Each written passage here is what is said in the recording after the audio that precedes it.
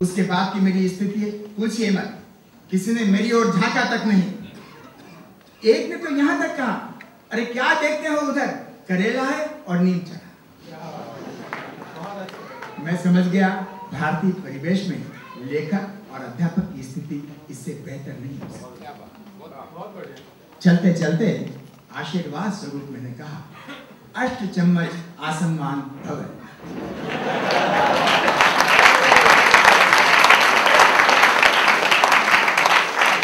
चलते चलते मैंने आशीर्वाद स्वरूप कहा, अष्ट चम्मच आसमान भव। विद्यार्थी ने पूछा, सर यह कौन सा आशीर्वाद है? मैंने कहा, इस युग में वही व्यक्ति सफल है जिसके पास एक आसन और 8 चमचे हो। तो चमचे हमारे देश की अमूल्य निधि हैं। चमचों का लगातार उत्पादन इस देश की जरूरत है। चमचे हमारे देश की अमूल्य निधि हैं। चमचों का लगातार उत्पादन इस देश की जरूरत है। चमचों के बिना यह देश आगे नहीं बढ़ सकता। चमचों के बिना किसी प्रगति की कोई कल्पना नहीं की जा सकती।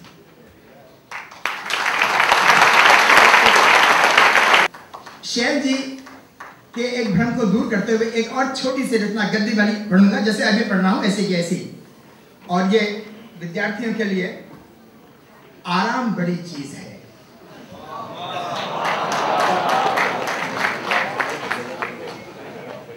मित्रों, ये सब रचनाएं धर्मयुग हिंदुस्तान में प्रकाशित रचना है। कोई ऐसी रचना नहीं थी जो प्रकाशन योग्य नहीं हो। ये 51 रचनाओं में ये तीनों रचनाएं सम्मिलित है, जो 2 अभी पढ़ी और तीसरी अंतिम पढ़ रहा हूं मैं। आराम बड़ी चीज है। वर्षों के चिंतन मनन के पश्चात मैं इस निष्कर्ष पर पहुंचा हूं कि दुनिया को यदि खुशहाल बनाना है तो आलसी लोगों की संख्या बढ़ाइए। आलसी जितने होंगे दुनिया में खुशहाली उतनी ही फैलेगी। इस सभा में जो लोग निद्रा मग्न हैं, मैं उन्हें प्रणाम करता हूं। इस सभा में जो लोग निद्रा मग्न हैं, मैं उन्हें प्रणाम करता हूं। जो लोग अर्धतंत्रित अवस्था में मुझे देख या सुन रहे हैं, उन्हें भी मेरा नमस्कार पहुंचा दिया जाए। मैं चिंतित और सतर्क केवल उन लोगों से हूं जो जागृत अवस्था में मुझे सुन रहे हैं। आलसी व्यक्ति में विचारक और दार्शनिक बनने की अटूट संभावनाएं हैं। आलसी व्यक्ति में विचारक और दार्शनिक बनने की अटूट संभावनाएं रहती हैं। बहुधा वह लेखक या कवि तो होता ही है। वह हमेशा शांति प्रिय होता है, दूसरों के जीवन में व्यवधान नहीं डालता। आलसी आदमी को गाली दे लीजिए, वह सुनी अनसुनी कर देता है। वह तो लदे हुए आम के वृक्ष के समान होता है, जिसे पत्थर मारने से वह उत्तर में पत्थर फेंक कर नहीं मारता, फल देता है। आलसी व्यक्ति गाली के उत्तर में मुस्कान देता है। जब मैं बड़े बड़े वक्तव्य वीरों के आरोप प्रत्यारोप अखबारों में पढ़ता हूँ, तो भगवान से प्रार्थना करता हूँ कि वह इन्हें घोर आलसी क्यों नहीं बनाना। यदि ये लोग 6 घंटों के बजाय 12 घंटों की नींद लिया करें, तो aनेक राष्ट्रव्यापी या अंतरराष्ट्रीय स्तर के बवाल होने से रुक जाए।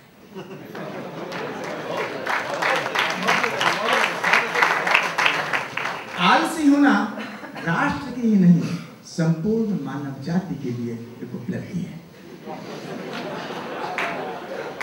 यदि सरकार इस वाक्य पर ध्यान जाऊंगा, यदि सरकार परिवार कल्याण कार्यक्रम की जगह आलसी बढ़ाओ कार्यक्रम पर जोर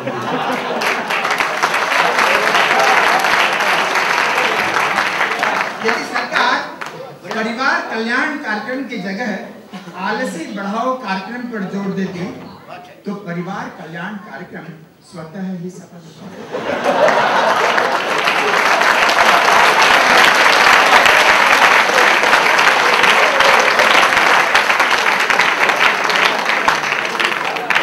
यदि सरकार परिवार कल्याण कार्यक्रम की जगह आलसी बढ़ाओ कार्यक्रम पर जोर देती, तो परिवार कल्याण कार्यक्रम स्वतः ही सफल हो जाता। सरकार के निद्रामग्न होने का यह छोटा प्रमाण नहीं है। इसीलिए मैं कहता हूं कि सरकार दार्शनिक है। आतंकवादियों, अपराधियों को दार्शनिक सरकार से भयभीत होने की कोई जरूरत नहीं। किसी से पैसे उधार लेकर हजम करने में भी आलस्य बहुत सहायक है। जो व्यक्ति पैसे उधार दे फंसा है वह तो याचक की तरह द्वार पर खड़ा होगा। जब वह पैसे मांगने आए तो उसे एक उत्तर दिया जा सकता है, अभी साहब सो रहे हैं। समझदार होगा तो तुरंत चला जाएगा और बेसमझ होगा तो घंटे 2 घंटे बैठकर प्रतीक्षा में अपना समय और बिगाड़ेगा। वैसे बेसमझ तो वह है ही, क्योंकि उसने पैसा उधार देने की गलती की है।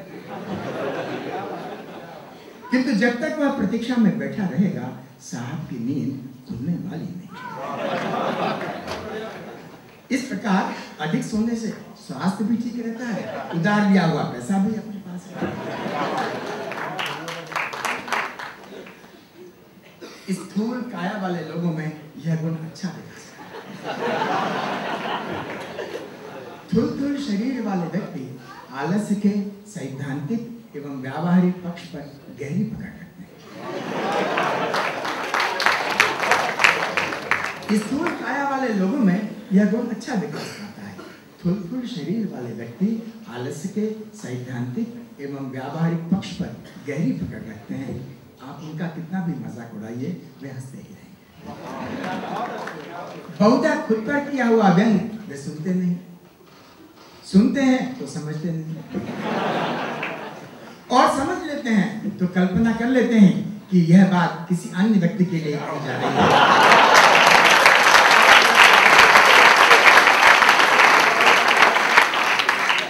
इस प्रकार आलसी आदमी प्रतिक्रियावादी नहीं। आलसी आदमी ठंड के मौसम में महीनों स्नान नहीं करता, अतः घर वालों के काम नहीं पड़ते। आलसी आदमी ठंड के मौसम में महीनों स्नान नहीं करते, अतः घर वालों के काम नहीं बढ़ते। जनसंख्या के बेतहाशा विस्फोट को रोकने में आलसी जनों के महत्वपूर्ण योगदान को हम भूल नहीं सकते। दुनिया में 2 तरह के लोग होते हैं, कुछ काम करने वाले, कुछ आराम करने वाले। जो काम में लिप्त रहते हैं जनसंख्या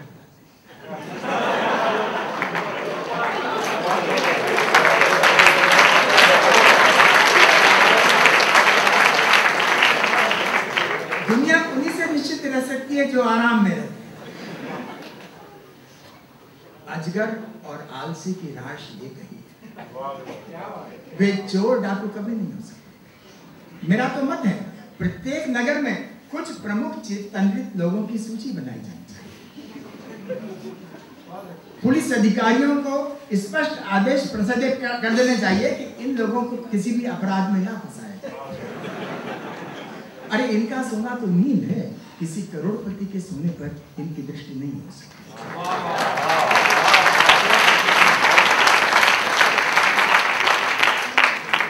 किसी भी दल का अध्यक्ष पद वर्षों अपने पास रहे, इसके लिए भी दल में आलसी सदस्यों का बड़ी संख्या में रहना जरूरी है। प्रस्ताव के पक्ष या विपक्ष में भेड़ चाल का अनुकरण करते हुए वे सोते सोते मात्र हाँ या ना करते रहे। सक्रिय सदस्यों से नेतृत्व खतरे में पड़ता है, देश अस्थिर होने लगता है।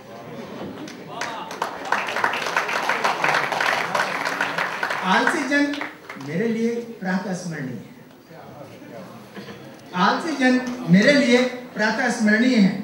कभी कभी सोचता हूँ यदि ये आलसी लोग नहीं होते तो विश्व का क्या भयावह रूप होता। आलसी लोगों के कारण ही विश्व में शांति है।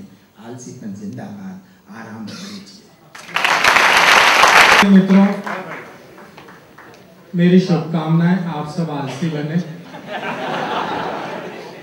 आदरणीय श्री हरि जोशी जी के शब्द फलीभूत हों। उनकी 3 रचनाएं आपने सुनी मित्रों, और इस बात को सिद्ध कर दिया कि आप लोग गंभीर व्यंग रचनाओं को भी उतने ही प्यार से सुन सकते हैं। मैं आपको बधाई देना चाहूंगा। आदरणीय मित्रों, बस हम 2-3 कवि और बचे हैं। हमारे मंच पर आदरणीय श्री शाही चतुर्वेदी जी जो 4 पीढ़ियों से हास्य व्यंग के मंचों पर अपना डंका बजा रहे हैं, मैं जानता हूँ आप सब उनको सुनने के लिए उत्सुक हैं। लेकिन मित्रों, हमारे लिए भी बड़ी प्रसन्नता की बात है कि हम आने वाली पीढ़ियों को कहेंगे कि हमने शैल जी के साथ रचना पाठ किया है। अपनी अस्वस्थता के बावजूद वो हमारे अनुरोध पर यहाँ पर आए। IIT के लिए बहुत बड़ी उपलब्धि है। मैं चाहूँगा कि हम उन्हें सुने, हम 1-2 कवियों को, हम बच्चों को वो सुने, आप लोग भी सुने। मैं चाहूँगा कि सबसे पहले उनके लिए एक सम्मान में जोरदार तालियां बजा दें।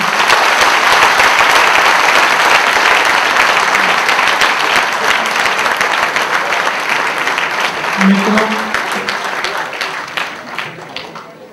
आपने जो अभी हरिशंकर परसाई, शरद जोशी जी के स्तर की व्यंग रचनाएं आदरणीय श्री हरि जोशी जी से सुनी,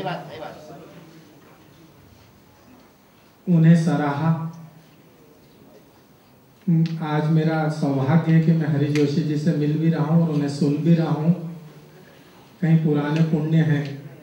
मित्रों, ज़्यादा भूमिका न बनाते हुए मैं अगले कवि को यहाँ पर आमंत्रित करूँ। हमारे बीच में अगले कवि हैं अजय अटपटू जी।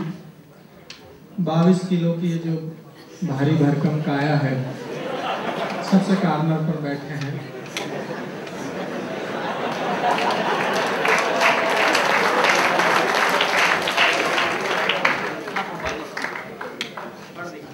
मित्रों, इन्होंने लाल किले से भी अपनी रचना पाठ किया है।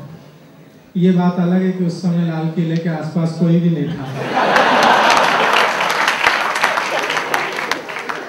मित्रों, देशभक्ति की भावना भी इनमें कूट-कूट कर भरी हुई है, आप देख ही रहे हैं। मित्रों, कारगिल युद्ध के समय ये एक अस्पताल चले गए कि मुझे खून दान में देना है।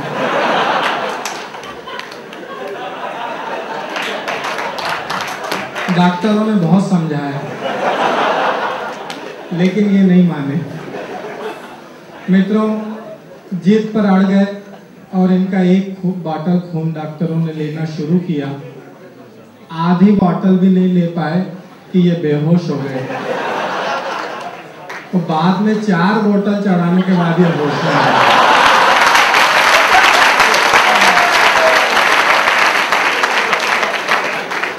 तो मित्रों, 4 पंक्तियों के माध्यम से मैं भाई अजय अटपटू को यहाँ पर आमंत्रित करता हूँ कि सिर्फ मुस्कुराहट ही तेरी साहिल का इशारा करती है।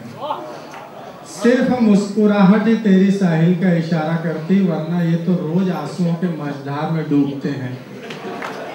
अजय अटपटू।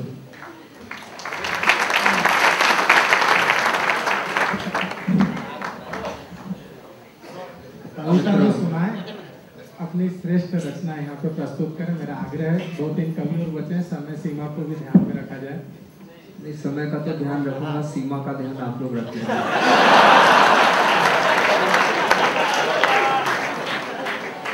मित्रों, ये मंच अपने आप में बहुत गौरवमयी मंच है, क्योंकि इस मंच पर शैलदा मौजूद हैं। और आज मेरी किस्मत इतनी अच्छी रही कि अभी एक कवि सम्मेलन से आया, वहाँ पर हुल्लड़ मुरादाबादी जी थे, उनके साथ काव्य पाठ करने का मौका मिला। और यहाँ आने के बाद में शैलदा मंच पर उपस्थित हैं, तो उस हास्य के हिमालय को प्रणाम करता हूँ, आप सारे लोगों को प्रणाम करता हूँ।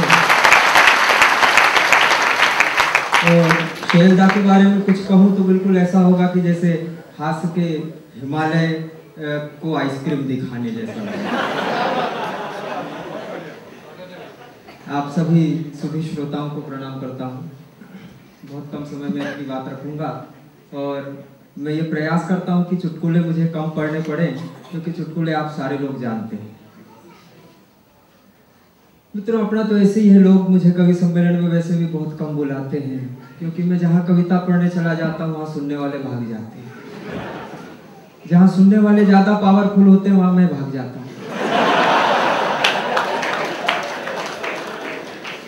आज गलती से फंस गया हूँ, कविता तो सुनाऊंगा, लेकिन मेरी भी एक शर्त है कि अब जिसे उठना हो वो मेरी कविता के पहले उठ जाए या मेरी कविता के बाद में उठे, क्योंकि मैं बिल्कुल नहीं चाहता कि भगवान किसी को मेरी कविता के बीच से उठा ले।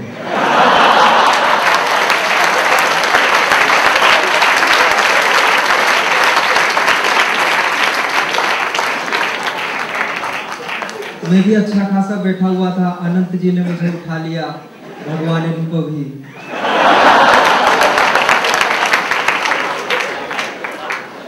वैसे जिनको उठाना चाहिए उनको तो उठाता ही नहीं है, संसद की तरफ कभी उसकी नजर ही नहीं जाती है। तो अपना तो ऐसे ही है, हाथ पैर में दम नहीं फिर भी अपन किसी से कम नहीं।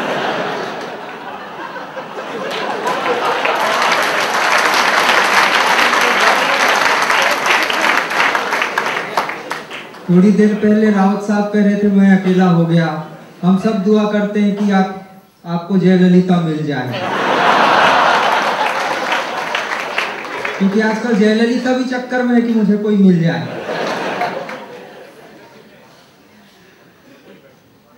तो मित्रों, बड़ी मुश्किल से यहाँ तक आ पाया हूँ। तो मैं तो यही कह रहा था कि हाथ पैर में दम नहीं फिर भी अपन किसी से कम नहीं, क्योंकि बिगाड़ कुछ न सका कोई मेरा जीते जी, सभी को मेरे मरने का इंतजार रहा। अब भला दुश्मन भी मेरा जिंदगी में क्या करता, मैं जब मरा भी तो 2-4 पे सवार रहा।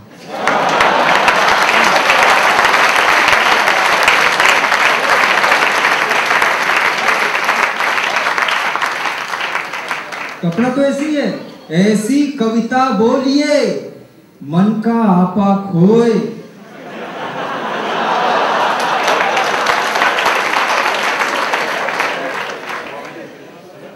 बड़ी समझदार श्रोता है साहब, बिना कहे सब कुछ समझ जाता है कि ऐसी कविता बोलिए मन का आपा खोए, और सुनने वाला 7 दिन सिसक सिसक के रोए।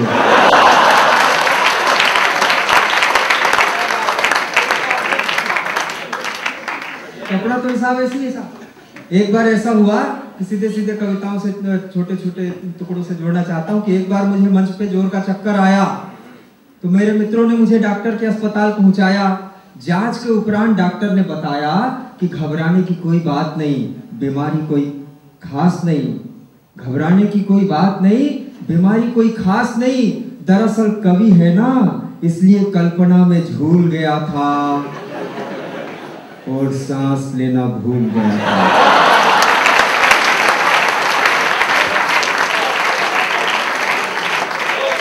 कल्पना में झूल गया था और सांस लेना भूल गया था। डॉक्टर बोला घबराने की कोई बात नहीं, कविता सुनाने का मौका नहीं मिला इसलिए बेहोश हो गया, अभी 2-4 कविता सुनाएगा तो ठीक हो जाएगा।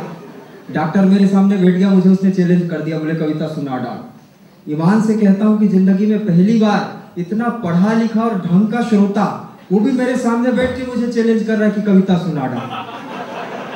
अपन भी जोश में आ गए, जोश में आके अपन ने भी पूरी कविता पेल दी। कविता सुना के अपन तो ठीक हो गए, लेकिन डॉक्टर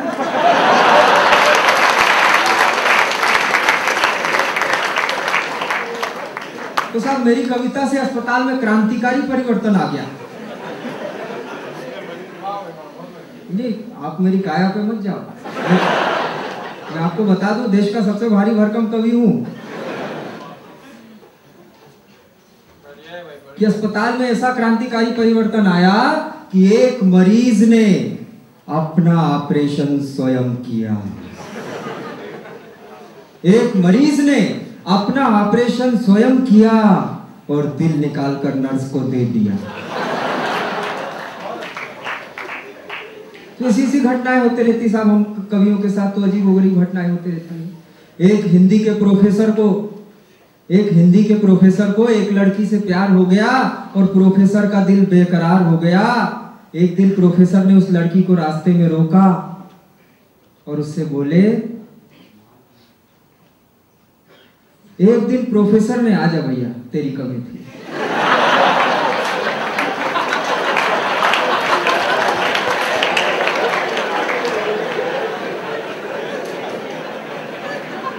तो एक दिन प्रोफेसर ने रास्ते में उस लड़की को रोका और उससे बोले, हे कंचन काया नयन विशाला, हे कंचन काया नयन विशाला, हे कुसुम कली हे सुंदर बाला,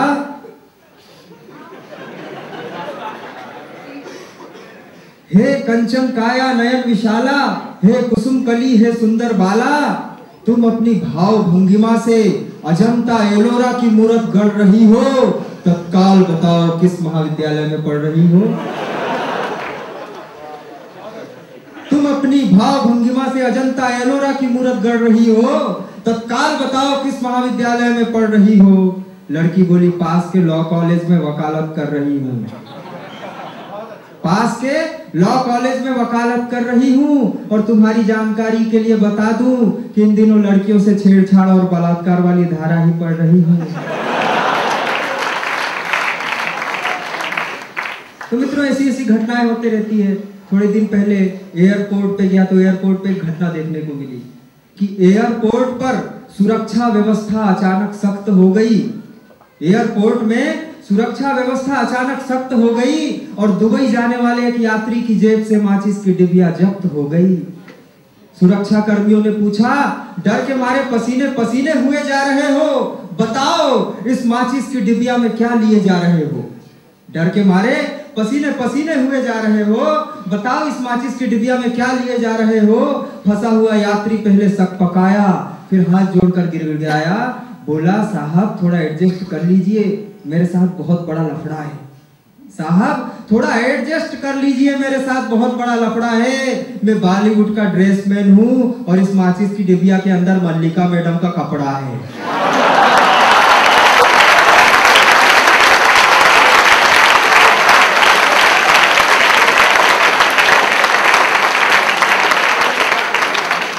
तो आजकल हमारे देश का कल्चर ऐसा हो गया है, माचिस की डिबिया के अंदर भी कपड़े आ जाते हैं। कुछ पंक्तियां आप तक पहुंचाना चाहता हूं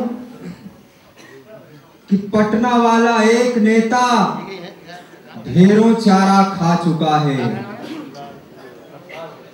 पटना वाला एक नेता ढेरों चारा खा चुका है और अब वो पट्ठा दूध देगा, क्या करेंगे आप जी। पटना वाला एक नेता ढेरों चारा खा चुका है और अब वो पट्ठा दूध देगा, क्या करेंगे आप जी। और मल्लिका से जब ये पूछा कितने कपड़े पहनिएगा, मल्लिका से जब ये पूछा कितने कपड़े पहनिएगा, बोली जितना मेरा मन करेगा, क्या करेंगे आप जी। और एक चीज बड़े ध्यान से सुनना, बड़े काम की बात बता रहा हूं कि अपन की कविता पे अगर श्रोता कोई उठ कर गया, चैलेंज कर रहा हूं, आजमा के देख लेना, कि अपन की कविता पे अगर श्रोता कोई उठ कर गया,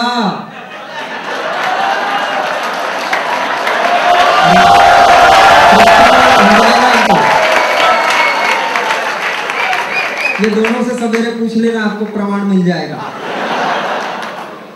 कि अपन की कविता पे अगर श्रोता कोई उठ कर गया, सपने में लालू मिलेगा, क्या करेंगे आप।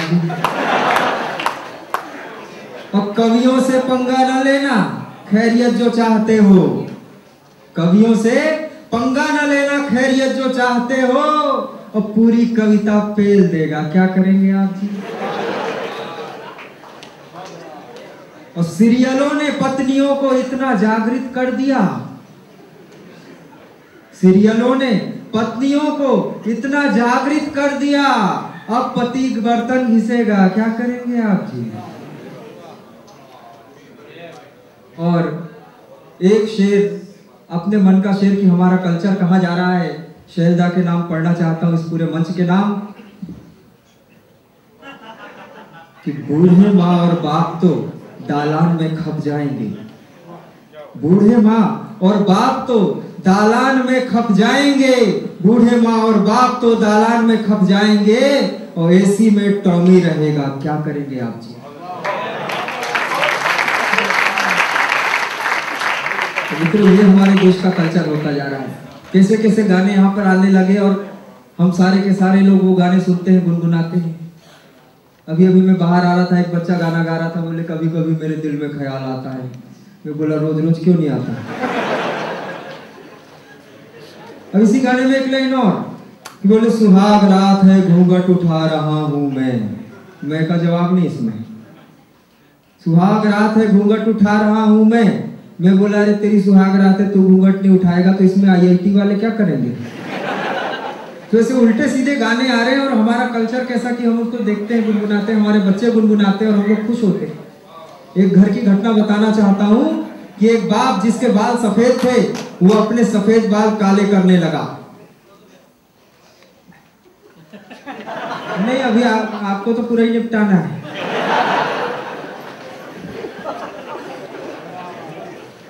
तो एक बाप जिसके बाल सफेद थे, वो अपने सफेद बाल काले करने लगा, तो उस घर में उसका छोटा लड़का वो अपने काले बाल सफेद करने लगा। तो बाप को टेंशन हो गया, बोले यार मैं अपने सफेद बाल काले कर रहा हूँ, ये बात तो ठीक है, लेकिन तू अपने काले बाल क्यों सफेद कर रहा है? तो उस बच्चे ने बड़े प्यार से जवाब दिया, पापा ऐसा है कि घर में एक बुजुर्ग आदमी का होना बहुत जरूरी है। तो मित्रों, ये हमारा कल्चर होता जा रहा है। एक गाना आया था फिल्मों में, चोली के पीछे क्या है, चुन्नी के नीचे क्या है। मैं आपको बताना चाहता हूँ चोली के पीछे क्या है, चुन्नी के नीचे क्या है। शेरदा का आशीर्वाद चाहते हुए गौरवमयी मंच पर आपको बताना चाहता हूँ,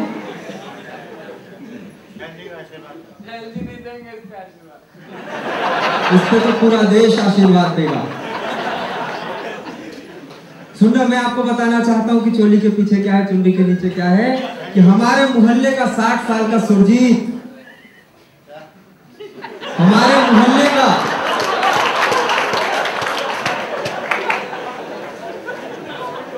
आत्मा जब जागृत होती तो ऐसे ही होता है कि हमारे मोहल्ले का 60 साल का सुरजीत अपने शादी की 40वीं सालगिरह मना रहा था और चोली के पीछे क्या है, चुन्नी के नीचे क्या है वाला गीत बजा रहा था। तभी उसके 8 साल के पोते ने कहा, दादा मैं सब कुछ जानता हूं। हमारे मोहल्ले का 60 साल का सुरजीत अपने शादी की 40वीं सालगिरह मना रहा था और चोली के नीचे क्या है, चुन्नी के नीचे क्या है वाला गीत बजा रहा था। तभी उसके 8 साल के पोते ने कहा, दादा मैं सब कुछ जानता हूं। तो इतिहास में शायद पहली बार ऐसा हुआ होगा कि किसी दादा का सिर अपने पोते के सामने शर्म से झुक गया होगा। दादा ने बड़े प्यार से पूछा, बेटा तू क्या जानता है? दादा ने बड़े प्यार से पूछा, बेटा तू क्या जानता है? पोता बोला, दादा मैं सब कुछ जानता हूँ, सारी बात पहचानता हूँ। इस चोली के पीछे मेरी माँ का प्यार है, ममता है, दुलार है, और जो रक्त बनकर मेरी धमनियों में बह रही है ऐसे दूध की पवित्र धार है।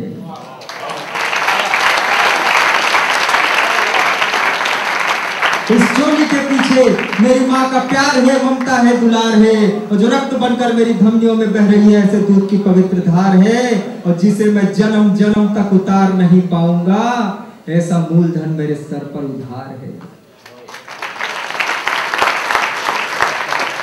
दादा मैं कसम खाता हूं कि तुम्हारी तरह शादी की वर्षगांठ कभी नहीं मनाऊंगा, और मना भी ली तो ये चोली वाला गीत कभी नहीं बजाऊंगा, ये चोली वाला गीत कभी नहीं बजाऊंगा।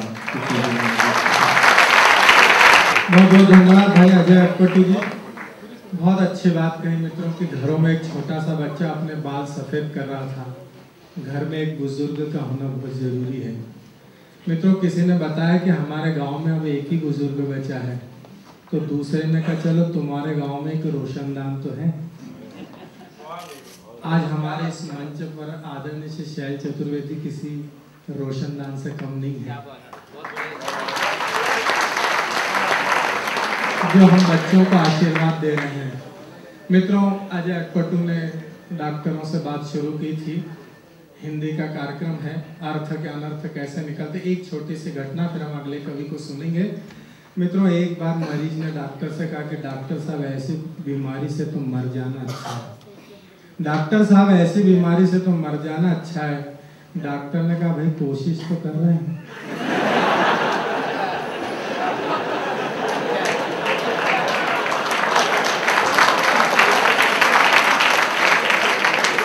बाकी तो सब भगवान के हाथ में है।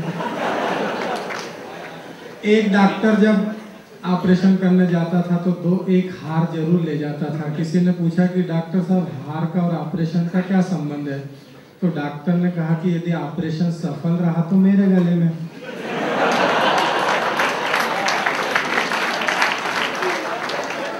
मित्रों, एक बार एक मरीज ने कहा कि डॉक्टर साहब मैं अपना दिमाग दान में देना चाहता हूँ। डॉक्टर व्यस्त थे, उन्होंने कहा भाई ठीक है, होगा तो ले लेंगे। मित्रों, ज्यादा भूमिका नहीं बनाना चाहता हूँ, अगले कवि को यहाँ पर आमंत्रित करता हूँ। नाम है डॉक्टर अशोक कुमार तिवारी, बहुत अच्छे मंच के संचालक हैं। मैं सर्वप्रथम आपको इस सरस्वती के मंदिर को और सभी सरस्वती पुत्रों को नमन करता हूँ, प्रणाम करता हूँ। और यह केवल संभव है इस तरह के कार्यक्रम में जो हिंदी के होते हैं कि छात्र ऊपर बैठा है और प्रोफेसर नीचे बैठा है।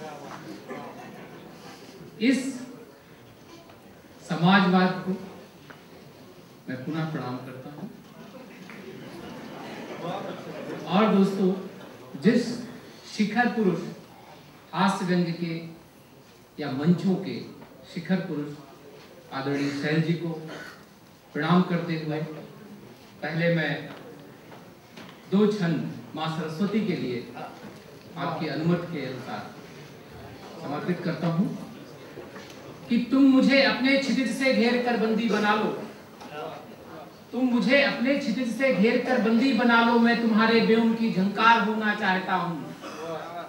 तुम मुझे अपने क्षितिज से घेर कर बंदी बना लो, मैं तुम्हारे व्योम की झंकार होना चाहता हूं। और बाल भंगों से भरा रंगों भरा त्योहार लेकर, कामना करती हुई सुलगे हुए अरमान लेकर, याचना के लिए खड़ा मैं, प्रभा में पद्म का उपहार होना चाहता हूँ। बाल भंगों से कामना करती हुई सुलगे हुए अरमान लेकर मैं तुम्हारे व्योम की झंकार होना चाहता हूँ। और दोस्तों, थोड़ी सी जुड़ने की बात आपकी कि काफी दिनों पुरानी बात है। 2 व्यक्ति बहुत जोर से, एक आगे और एक पीछे भागते हुए चले जा रहे हैं। पीछे वाला चिल्ला रहा, आज मैं तुझे छोड़ूंगा नहीं, चाहे कुछ भी हो जाए, मार डालूंगा, काट डालूंगा। पीछे से पुलिस वाला आया, उसको पकड़ लिया। बोले भाई क्या बात है, ये तुम सरेआम क्यों दंगा फैला रहे हो? बोले कुछ नहीं साहब, मैं भी कवि हूँ, ये भी कवि है, इसने कविता सुना दी है, मेरी नहीं सुन रहा है, मैं इसको छोड़ूंगा नहीं।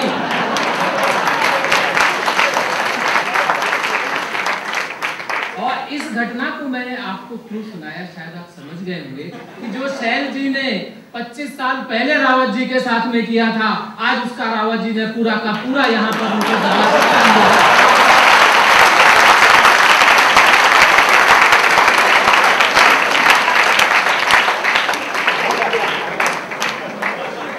दोस्तों, मैं रावत जी से क्षमा याचना करते हुए, हालांकि उन्होंने जो करना था वो कर दिया, वो बात है। और बात मुझे शैल जी ने आदेश दिया था, और शायद आपने देखा भी होगा कि शायद चुटकुले उनको ज्यादा पसंद नहीं आ रहे थे, क्योंकि सारे सुने सुनाए एक दूसरे के सुनाते रहते हैं। तो दोस्तों, मैं आपसे एक छोटी सी नेता की बात करूंगा। शायद आपने ये वाली बात अभी नहीं सुनी होगी। व्यंग भी है और चुटकुला भी है, उसके बाद में मैं आपको एक कविताएं भी सुनाऊंगा। एक डिपार्टमेंटल स्टोर में मेरे जैसा एक व्यक्ति, साधारण सा व्यक्ति, आम आदमी वहां पर गया।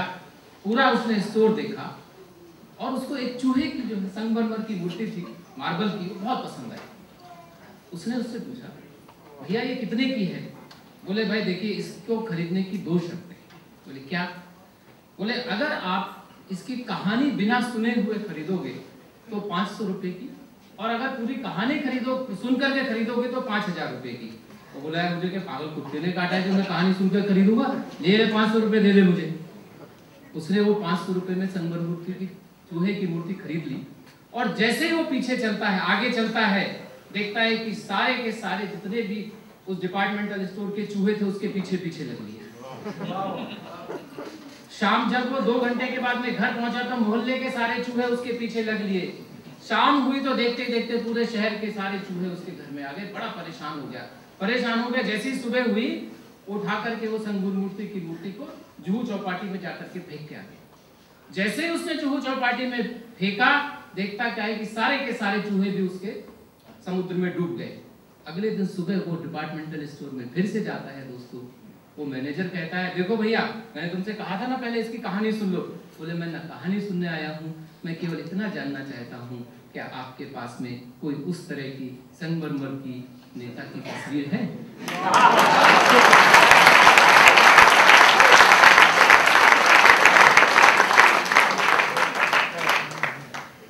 अभी एक दिन मुझे किसी ने पूछा कि अशोक, नेता को तुम किस तरह से परिभाषित करोगे?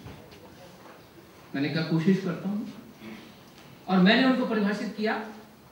अच्छा लगे तो आपका आशीर्वाद चाहूंगा कि छोटी छोटी बातों पर भड़काता है, छोटी छोटी बातों पर भड़काता है, हमको हमारे कपड़े लत्ते उतार करके मारने के लिए, लड़ने के लिए उकसाता है, और जब हम ऐसा करने लगते हैं हमारे कपड़े लत्ते उठा करके भाग जाता है। दोस्तों वो नेता कहलाता है, दोस्तों वो नेता कहलाता है। और आपको अभिषेक जी को सुनना है। मैं बात कविता की करना चाह रहा था कि जो कविता आप अपने साथ लेकर जाएं, मैं उस कविता की बात नहीं कर रहा हूं, वास्तविक कविता की बात कर रहा हूं। जो कविता, जो शब्द आप अपने साथ में लेकर के जाएं, वही असली कविता है, वही असली कविता है। मैं इसको कैसे कहूंगा कि टेसू के निर्गंध कुसुम की बासंती मुस्कान व्यर्थ है, कि टेसू के निर्गंध कुसुम की बासंती मुस्कान व्यर्थ है, और जिसके सुनकर सुर न समाए वो कविता या गान व्यर्थ है, जिसके सुनकर सुर न समाए वो कविता या गान व्यर्थ है। टेसू के निर्गंध कुसुम की बासंती मुस्कान व्यर्थ है। कि जिसने जीवन ध्येय न जाना कंचन कामिनी का अभिलाषी, और जिसके तट से तृषित मरुदता लौट गई प्यासी की प्यासी। जिसने जीकर किसी क्षेत्र में अपने यश की छाप न छोड़ी, और मरते ही यदि नाम मिटा तो मिट्टी का इंसान व्यर्थ है। टेसू के निर्गंध कुसुम की बासंती मुस्कान व्यर्थ है, और जिसके सुनकर सुर न समाए वो कविता या गान व्यर्थ है। कि जब जब मिले तभी तब अपनापन नहीं बिछड़ कर पल भर रोना, जब जब मिले तभी तब अपनापन नहीं बिछड़ कर पल भर रोना, और जहां न रहे सुरक्षित अपने लिए हृदय का कोई कोना। जिसके स्वागत गीतों से हृदयंती के तार न गूंजे, मन की बात न मन ने समझी तो रूखा सम्मान व्यर्थ है। टेसू के निर्गंध कुसुम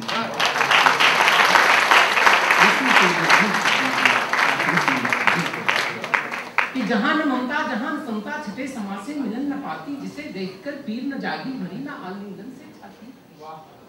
कि जहां न ममता जहां न समता छठे समाज से मिलन न पाती, जिसे देखकर पीर न जागी भरी न आलिंगन से छाती। हृदयहीन सौंदर्य किसी का बन गुलाब का विरस फूल है, और जिससे मिलकर नयन न आंचल भीगे तो स्नेह का दान व्यर्थ है।